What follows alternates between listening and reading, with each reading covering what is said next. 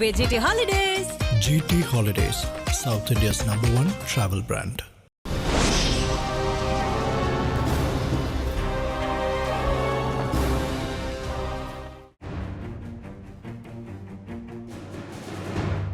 மத்திய கிழக்கில் இன்று நடைபெற்றுக் கொண்டிருக்கின்ற கடுமையான யுத்தத்தில் ஈரானுக்கு அடுத்தபடியாக முக்கியத்துவம் பெற்றுள்ள ஒரு நாடு என்றால் அது இஸ்ரேல் தான். ஈரானுக்கு அடுத்தபடியாக இஸ்ரேலை நோக்கித்தான் அதிக அளவிலான தாக்குதல்கள் நடைபெற்று வருகின்றன. இஸ்ரேல் கிட்டத்தட்ட சிதைக்கப்பட்டு அழிக்கப்பட்டு விட்டதாகவே தமிழ் ஊடகப் பரப்பில் செய்திகள் வெளியாகிக் கொண்டிருக்கின்றன. இஸ்ரேலிய பிரதமர் கொல்லப்பட்டு விட்டதாக கூட பல செய்திகள் தொடர்ச்சியாக வெளிவந்து கொண்டிருக்கின்றன. உண்மை நிலவரம் என்ன? இஸ்ரேலில் இருக்கின்ற எமது செய்தியாளரிடம் இது பற்றி பல விடயங்களை கேட்டிருந்தேன். இஸ்ரேலை நோக்கி ஏவப்பட்டுக் கொண்டிருக்கின்ற ஈரானின் சக்தி வாய்ந்த ஏவுகணைகள் பற்றி கேட்டேன். அங்கு ஏற்பட்டு வருகின்ற சேதங்கள் பற்றியும் உயிரிழப்புகள் பற்றியும் கேட்டேன். இஸ்ரேலிய பிரதமர் பெஞ்சமின் நெதன்யாகு உயிருடன் இருக்கின்றாரா என்றும் அவரிடம் கேட்டேன். ஆச்சரியம் தரக்கூடிய பல விடயங்களை அவர் தெரிவித்தார். இஸ்ரேலின் தலைநகர் ஜெருசலேமில் இருந்து IBC தமிழின் செய்தியாளர் தாஸ் பென் டேவிட்டுடனான கலந்துரையாடல் தான் இன்றைய உண்மையின் தரிசனம் நிகழ்ச்சி. கடந்த சில நாட்களுக்கு முன்னர் கேட்ட அதே கேள்வியைத்தான் மறுபடியும் முதல் கேள்வியாக கேட்கின்றேன். இஸ்ரேல் அழிக்கப்பட்டு கொண்டிருக்கின்றதா, அழிந்து விட்டதா? இந்த கேள்விக்கு பதில் என்னன்னா, சேதங்கள் இருக்கிறதை பார்க்க முடிகிறது. ஏன்னா இந்த நாட்களில் எனக்கு இன்றைக்கி 19வது நாள். இந்த 19 நாட்களில் ஈரானிலிருந்து பாரிய அளவில் ஏவுகணைகள் தாக்குதல் ஒரு பக்கம் நடந்து கொண்டிருக்கிறது. இன்னொரு பக்கம் லெபனானில் இருந்து பெருமளவில் பேசப்படாத பாரிய தாக்குதல் என்ன அப்படின்னா, லெபனானிலிருந்து ஹெஸ்புல்லா அமைப்பின் மூலமாக தொடர்ச்சியாக ஏவப்படுகிற ராக்கெட்டுகள், அதே போல் ட்ரோன்ஸ், இதெல்லாம் அதிகமான தாக்குதல் நடத்தி கொண்டிருக்கிறது. இதில் என்ன பிரச்சனை அப்படின்னு பார்க்கும் பொழுது, பல இடங்களில் ஏவுகணைகள் இன்டர்செப்ட் பண்ணப்படுது. சில இடங்களில் ஏவுகணைகள் அந்த இன்டர்செப்ஷனை மீறி இஸ்ரேலுடைய வான்பொறி அந்த பாதுகாப்பு முறையை தாண்டி கீழே வெடிக்கிறதெல்லாம் பார்க்குறோம். அப்போ பல இடங்களில் வெடிக்கிற காணொலிகள் வெளியாகுது. பல இடங்களில் நானே பல காணொலிகள் சோஷியல் மீடியாவில் பார்த்துருக்கேன். அதெல்லாம் பார்க்கும் பொழுது அப்பார்ட்மெண்ட்ஸ் பற்றி எறிகிற மாதிரியான காணொலிகள், கார் எல்லாமே பற்றி எறிகிற மாதிரி காணொலிகள், இதெல்லாம் பார்க்கும் பொழுது சில இடங்களுக்கும் நான் போய் விசிட் பண்ணி எப்படி இந்த காரியங்களாக நடந்துச்சு அப்படின்லாம் கொஞ்சம் அனலைஸ் பண்ணி பார்க்கும் பொழுது, இதுவரையிலும் இஸ்ரேலினுடைய இங்குள்ள ஊடகங்களினுடைய அதே போல் தேசிய பாதுகாப்பு ஆராய்ச்சி நிறுவனத்தினுடைய தரவுகள் அடிப்படையிலலாம் பார்க்கும் பொழுது, இதுவரையிலும் ஏவப்பட்ட ஏவுகணைகளில் 14 பேலிஸ்டிக் மிசைல்ஸ் தான் இஸ்ரேலுக்குள்ள ஹிட் ஆயிருக்கு, கிரவுண்டில் ஹிட் ஆயிருக்கு. இந்த கிரவுண்டில் ஹிட் ஆயிருக்கு அப்படின்னு சொல்றதுக்கு காரணம் என்ன அப்படின்னா, சேதங்கள் ஏற்பட்டது, உயிர் சேதங்கள் பெருமளவில் ஏற்பட்டிருக்கிற இடங்களும் அதேபோல் பொருள் சேதங்கள் ஏற்பட்டிருக்கிற இடங்கள்லாம் ஐடென்டிஃபை பண்ணப்பட்டது 14 பேலிஸ்டிக் மிசைல்ஸ். இந்த 14 பேலிஸ்டிக் மிசைல்ஸில் 11 பேலிஸ்டிக் மிசைல்ஸ் கிளஸ்டர் பாம்ப்ஸ் மூலமாக தயாரிக்கப்பட்ட ஏவுகணைகள். அப்போ இந்த கிளஸ்டர் பாம்ஸினுடைய தாக்குதல்கள் எப்படி எப்படி நான் கண்ணால் பார்த்த அந்த இடங்கள்ல எப்படி இருந்தது அப்படின்னு பார்த்தீங்கன்னா, ஒரு இடத்துல வெடிக்கும் பொழுது, அதாவது அதை ஆராய்ச்சி பண்ணும் பொழுது இதனுடைய தாக்குதல் முறை எப்படி அமைக்கப்பட்டிருக்கு அப்படிங்கும் பொழுது, இப்போ ஈரானிலிருந்து ஏறக்குறைய 2000 கிலோமீட்டருக்கு மேலே அந்த வான்பரப்பின் வழியாய் இஸ்ரேலினுடைய அந்த எல்லைக்குள்ள அது வரும் பொழுது, அந்த வான்பரப்பு எல்லைக்குள்ள 7 கிலோமீட்டர் வான்பரப்புக்கு மேலே, இஸ்ரேலினுடைய அந்த வான்பரப்புக்கு மேலே 7 கிலோமீட்டருக்கு மேலே வரும் பொழுதே இந்த ராக்கெட்டில் உள்ள வார்ஹெட்ஸ் ஓப்பன் ஆகும்.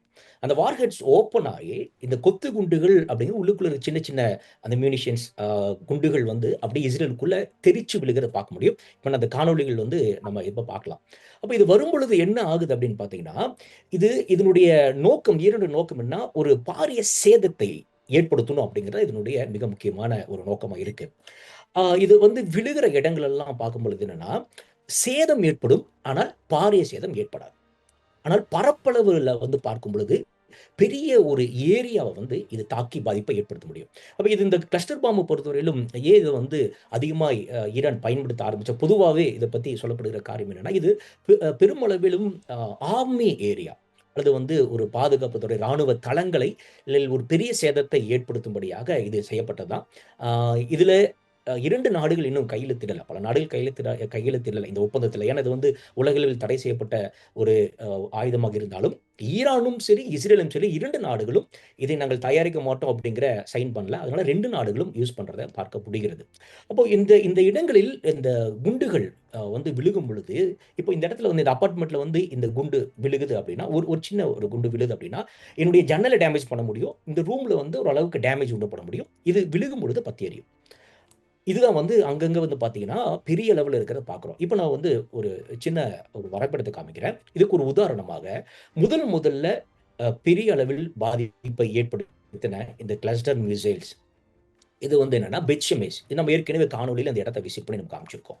அப்ப இந்த பெட்ஷெமேஷனுடைய அட்டாக் முடிஞ்சதுக்கு பிறகு, அந்த சினகாகுக்கு மேல நடந்த அட்டாக் முடிஞ்சதுக்கு பிறகு, இதை குறித்த ஒரு ஆராய்ச்சி இஸ்ரேலில் உள்ள அமைப்புகள், இஸ்ரேலுடைய ராணுவம் சரி, இஸ்ரேலில் உள்ள பல இந்த ஆயுத தயாரிப்பில் ஈடுபட்டிருக்க அமைப்புகளுடைய ஒரு அனலைசிஸ் என்ன சொல்லுது அப்படின்னு பார்த்தீங்கன்னா, பெட்ஷெமேஷ்ல அட்டாக் பண்ண அந்த மிசைல் என்னன்னா, நேரடியாக வந்து தரையில் வந்து ஸ்ட்ரைக் பண்ணுது.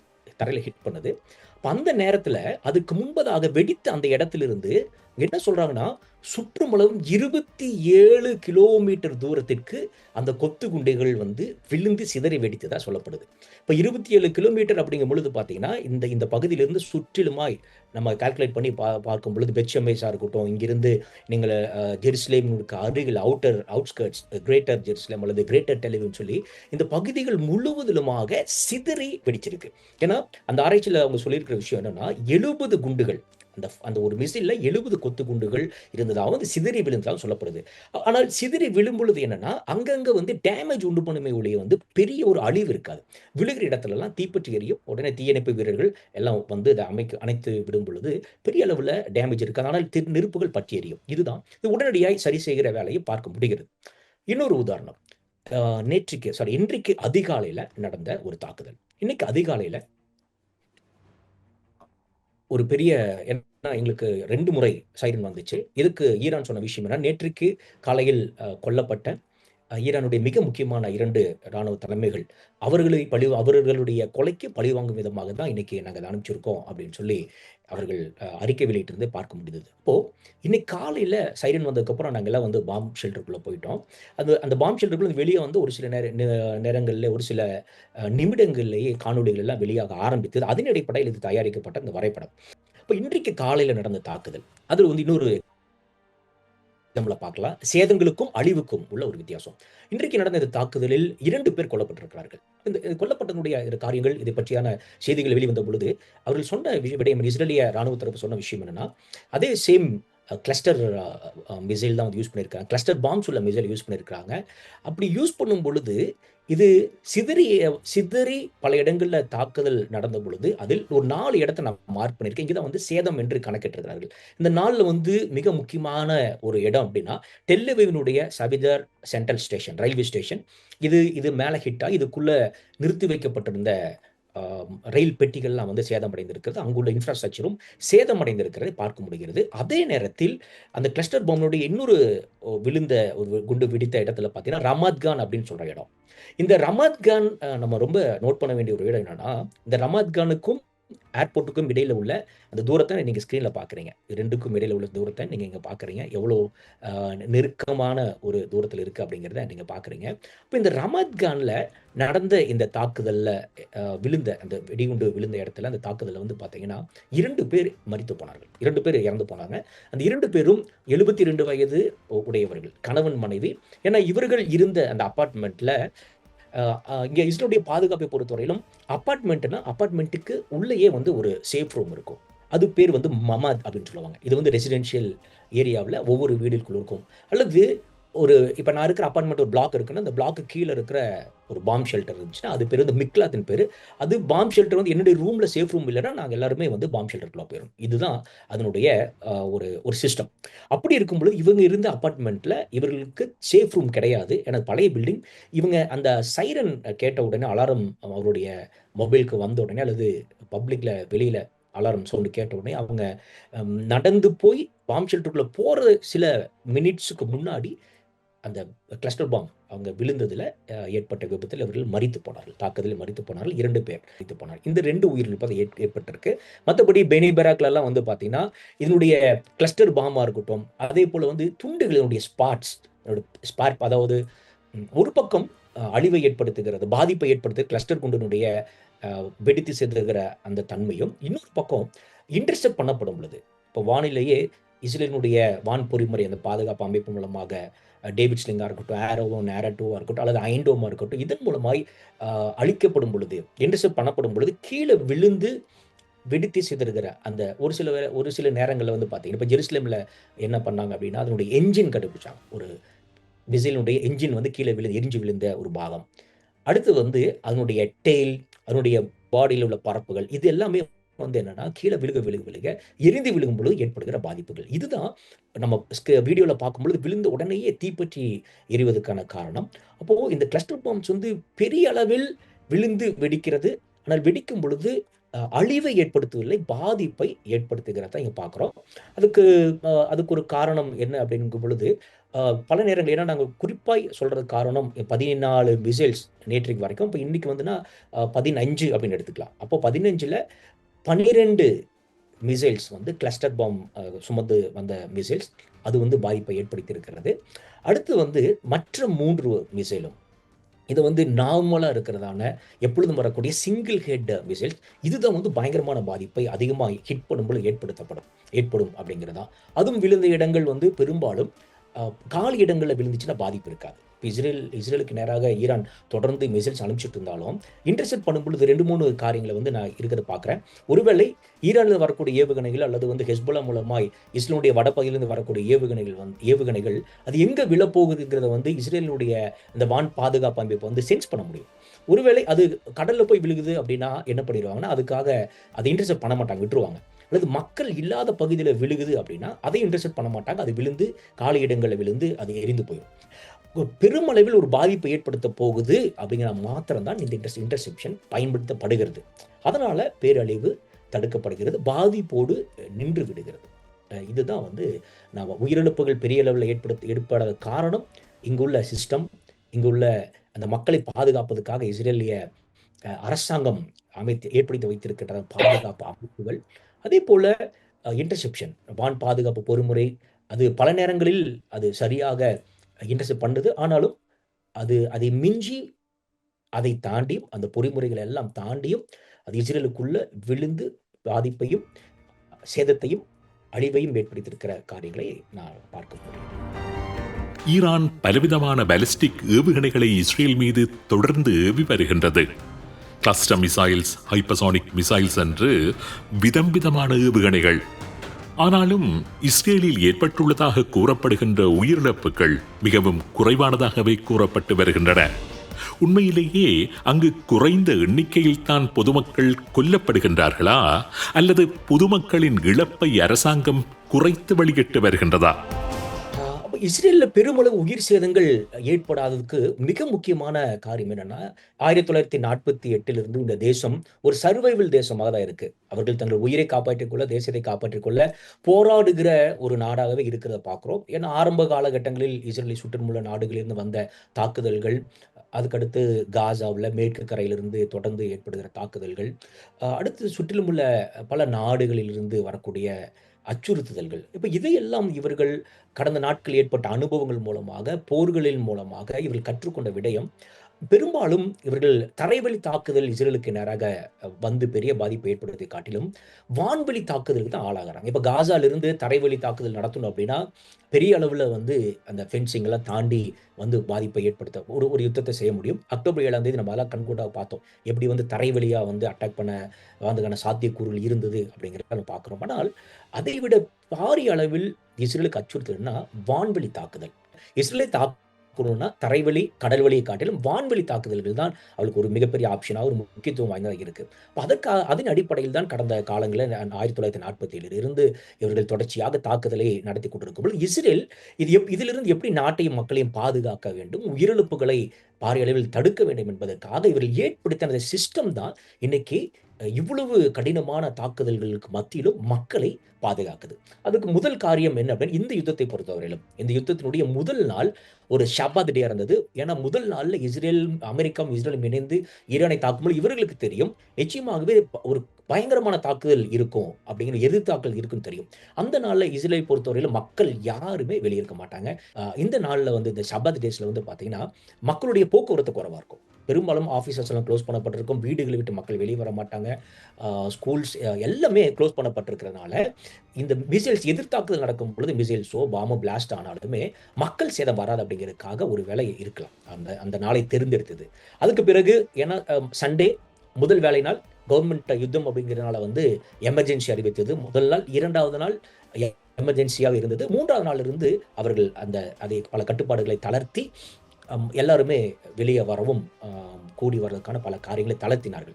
இதனுடைய சிஸ்டம் எப்படி அப்படின்னா, முதல் முறையாக நான் அக்டோபர் 7ஆம் தேதி அந்த வார் டைம்ல எல்லாமே இருந்ததுனால சொல்றேன். அக்டோபர் 7ஆம் தேதி இருந்த சிஸ்டம் எப்படி இருந்ததுன்னா, ஒரு மிசைல் வருதுன்னா மிசைல் வர்றதுக்கு முன்னாடி இப்ப நான் இருக்கிற ஏரியாவில் 1.5 நிமிஷம் தான் வந்து எனக்கு டைம். எனக்கு ஒரு அலாரம் வந்துச்சுன்னா 1.5 நிமிஷத்துல வந்து என்னுடைய மொபைலுக்கு வந்து ஜியோ லொகேஷன், நான் இருக்கிற இடத்துக்கு வந்து ஜியோ லொகேட் பண்ணி வரக்கூடிய ஆப்ல இருந்து ஒரு அலாரம் வரும். அதே நேரத்தில் ஒரு ஃபியூ செகண்ட்ஸ், அரை நிமிஷத்துக்கு அப்புறம் பார்த்தீங்கன்னா வெளியில் இருக்கிற பப்ளிக் அலாரத்துல இருந்து அனௌன்ஸ்மெண்ட் வரும். நான் இருக்கிற இடத்துல ஒரு வேளை மைக் இருந்துச்சுன்னா, அதில் ஆஃபீஸ் இருக்கிற இடத்துல மைக்ஸ் இருந்துச்சுன்னா அதில் அனௌன்ஸ் பண்ணுவாங்க, இமிடியேட்டா பாம் ஷெல்டருக்குள்ள போங்க அப்படிங்கிறது.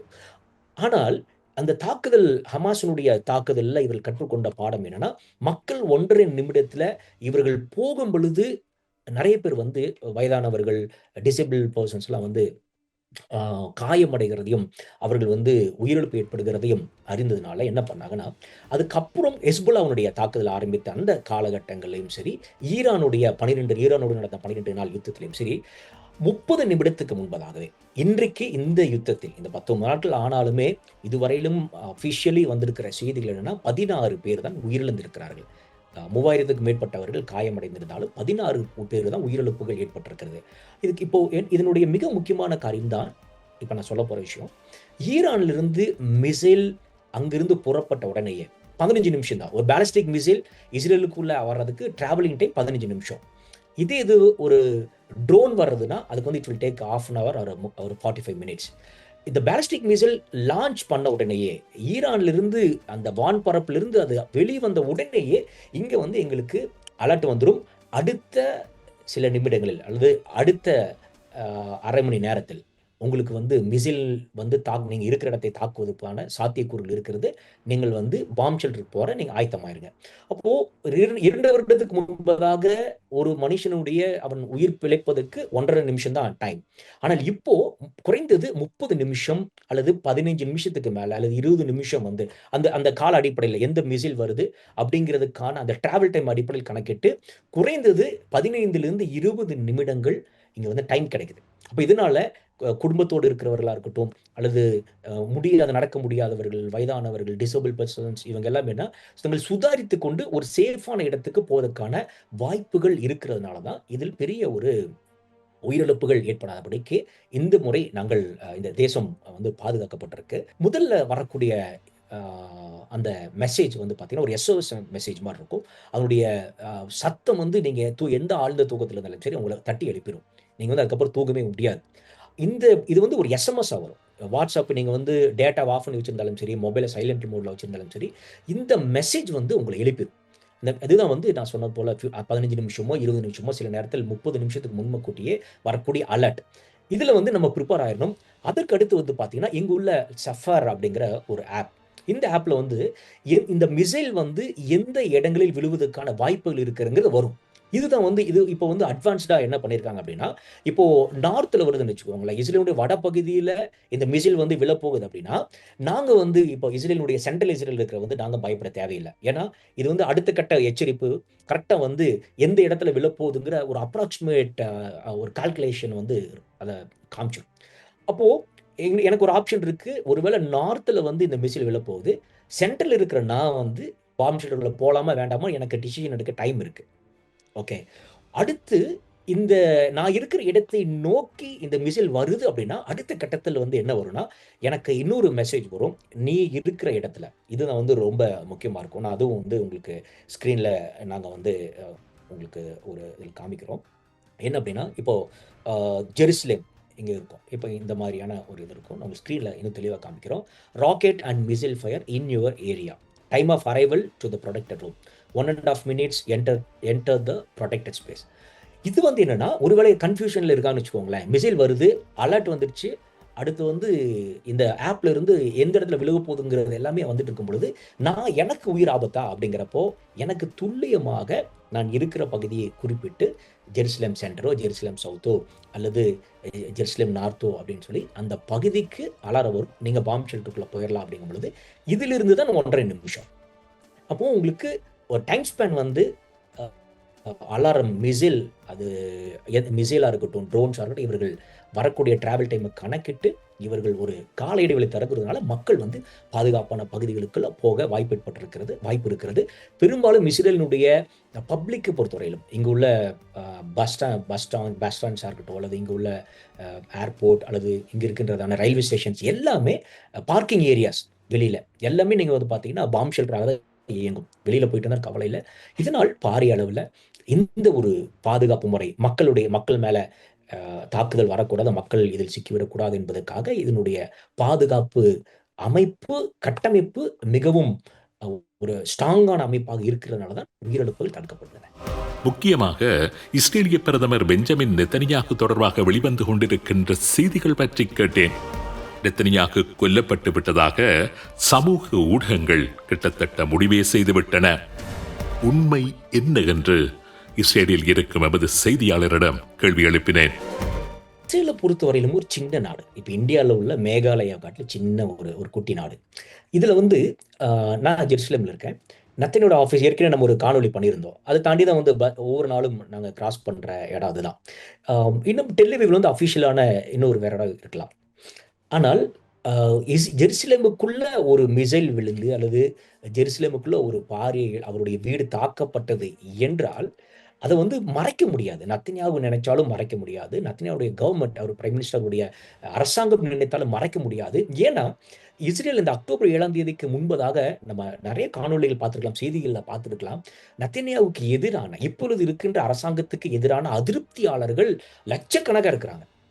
இங்க வந்து ஒரு பக்கம் வெளியில நம்ம பார்க்குற செய்திகள் எல்லாமே வந்து இஸ்ரேலுக்கு வெளியிலிருந்து வரக்கூடிய அச்சுறுத்தல்களும், இஸ்ரேலுக்கு வெளியிலிருந்து வரக்கூடிய தாக்குதல்களும் பார்க்குறோம். ஆனால் இஸ்ரேலுக்குள்ள வந்து பல பிரச்சனைகள் நடந்து கொண்டிருக்கிறது. இஸ்ரேலுடைய அரசுக்கு எதிராக, இங்கு உள்ள நீதித்துறைக்கும் அரசாங்கத்துக்கும் எதிராக இப்படி வந்து இடையில பெரிய பிரச்சனைகள்லாம் போயிட்டு இருக்கு. ஒருவேளை நத்தன்யாவுடைய வீடு தாக்கப்பட்டிருக்கும் என்றால், அவருடைய அலுவலகம் தாக்கப்பட்டிருக்கும் என்றால், இது உடனடியாக வெளிச்சத்துக்கு வரும், வெளியே வரும். இங்க வந்து இஸ்ரேல்ல வந்து இருக்கிற செய்தி நிறுவனங்கள், ஒரு சில செய்தித்தாள்கள் வந்து கடுமையாக ஒரு உதாரணம் சொல்றேன், பேரு சொல்றேன். ஹாஹாரேட்ஸ் அப்படிங்கிற ஒரு செய்தி நிறுவனம், செய்தித்தாள். இந்த செய்தித்தாள் கடுமையாக நத்தன்யாகு விமர்சிக்கும். நத்தன்யாகுவா இருக்கட்டும், எந்த கவர்மெண்ட் வந்தாலும் அவர்கள் இஸ்ரேலுக்கு இவர்கள் வந்து சரியான செய்தியை கொண்டு போகணும் அப்படிங்கிறதுக்காக செயல்படுகிற ஒரு நியூஸ் பேப்பர் ஹாஹாரேட்ஸ். அதுல பாத்தீங்கன்னா எந்த அளவுக்கு இந்த பேப்பர் வந்து செய்திகளை வெளியிடும் அப்படிங்கிறதுக்கு ஒரு உதாரணம், இஸ்ரேலிய அரசாங்கம் ஹமாஸ் இஸ்ரேலுக்கு இடையே நடந்த இந்த யுத்தத்தின் போது இவர்கள் வெளியிட்ட செய்தியின் மூலமாக பாதிக்கப்பட்டு, ஏன்னா எல்லாமே வந்து ஒன் சைடா இருக்காது. இஸ்ரேல் இந்த கவர்மெண்ட் பண்றது எல்லாமே சரி அப்படிங்கிறது செய்திகள் இருக்காது. இவர்கள் கடுமையாக இங்கு நடக்கிற உள்நாட்டில் இருக்கிற பிரச்சனைகள் எல்லாம் வெளியே கொண்டு வருவதனால இதை தடை செய்ய வேண்டும் என்கின்ற அளவுக்கு இப்பவும் வந்து இஸ்ரேலுடைய கெனசெட்ல இந்த செய்தித்தாளுக்கு எதிரான ஒரு பெரிய விவாதம் போய் கொண்டிருக்கிறது. எப்ப வேணுமானாலும் இதை பேன் பண்ணலாங்கிற மாதிரி. அப்படிப்பட்ட செய்தி நிறுவனங்கள் அங்கே இஸ்ரேல் இருக்கும் பொழுது நெத்தன்யாகு கொல்லப்பட்டாலோ, காயமடைந்தாலோ, அல்லது அவர் குடும்பத்தினர் தாக்கப்பட்டாலோ, அவருடைய அலுவலகம் தாக்கப்பட்டாலும் மறைக்க முடியாது. எல்லாமே பார்க்குற மாதிரி தான் இருக்கும். இப்போ நீங்க ரோட்ல போனாலே பார்க்கலாம். நான் அந்த காணொலியில காண்பித்த அந்த ரோடா இருக்கட்டும், நீங்க ஈஸியா பார்க்க முடியும். எதுவுமே மறைக்க முடியாது. ஒருவேளை இவர்கள் மறைத்தாலும் அதிருப்தியாளர்கள் வெளியே கொண்டு வந்து விடுவார்கள். இங்கு உள்ள சில செய்தி நிறுவனங்கள் அரசாங்கத்துக்கு எதிராக வலதுசாரி, இடதுசாரி அப்படி இருக்கிற மாதிரி இங்குள்ள செய்தி நிறுவனங்களும் அதை வெளியே கொண்டு வந்து விடும். நேற்றுக்கு ஒரு காணொலி இஸ்ரேலில் வெளியே இருந்தது. எனக்கு அதில் பார்க்கும் பொழுது இஸ்ரேலுக்கான அமெரிக்க தூதர் மைக் ஹக்கபேயும் இஸ்ரேலிய பிரதமரும் இணைந்து வெளியிட்ட ஒரு காணொளி வெளியே இருக்கிறது. அதுல அதை நீங்க பார்க்கலாம். அது இந்த நாடு வந்து இப்போ ஒரு பெரிய யுத்தத்தில் இருக்கிறது. அமெரிக்காவோடு அவர் தொடர்பு கொள்ளணும். அதேபோல உள்நாட்டு விவகாரங்களை கவனிக்கிற இராணுவத்தினரோடு அவர்கள் தொடர்பு கொள்ளணும், உளவுத்துறையோடு தொடர்பு கொள்ளணும். கட்டளை ஏன்னா இஸ்ரேலை பொறுத்தவரையிலும் இப்ப நேற்றைக்கு ஒரு செய்தி வந்திருக்கு. நேற்றைக்கு மதியத்துக்கு மேல ஒரு செய்தி வந்திருக்கு. என்ன அப்படின்னா, இஸ்ரேலுடைய இராணுவமா இருக்கட்டும், இஸ்ரேலுடைய விமானப்படையாக இருக்கட்டும், ஒரு தேசத்தினுடைய மிக முக்கியமான ஆளுமைகளை அல்லது தலைமைகளை அழிக்க வேண்டும் என்றால், அதற்கு முன்பதாக அரசியல் அமைப்பினோட அல்லது அரசாங்கத்தினுடைய அனுமதி தேவை.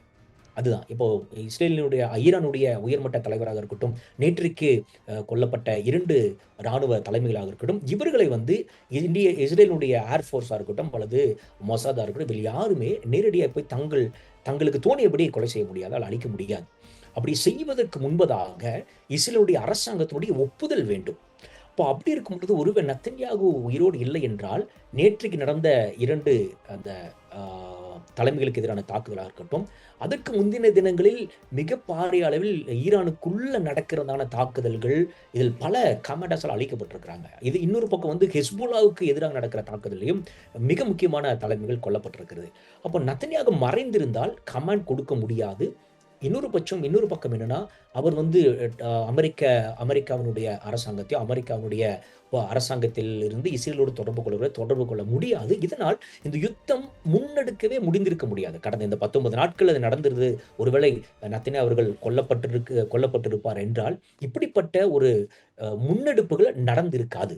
ஏன்னா இது வந்து அவர் மூலமாக தான் அந்த கட்டளை மையம் என்று சொல்லும் பொழுது, நெத்தன்யாகு அவருடைய அனுமதி இல்லாமல் இதெல்லாம் நடைபெறாது. ஆனால் இவர் வந்து கொல்லப்படலாம். ஒரு மனிதன் தானே, கொல்லப்பட வாய்ப்பு இருக்கிறது, தாக்குதல் நடத்த வாய்ப்பு இருக்கிறது.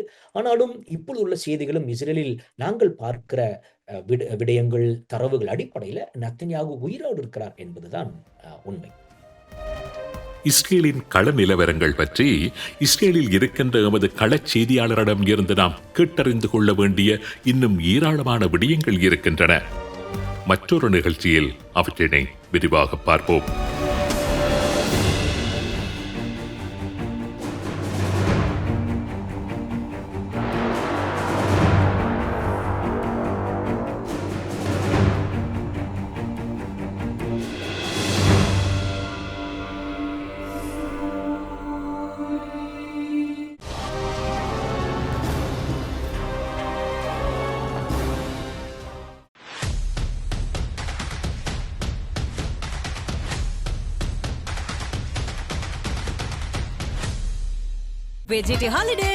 GT Holidays, South India's #1 travel brand.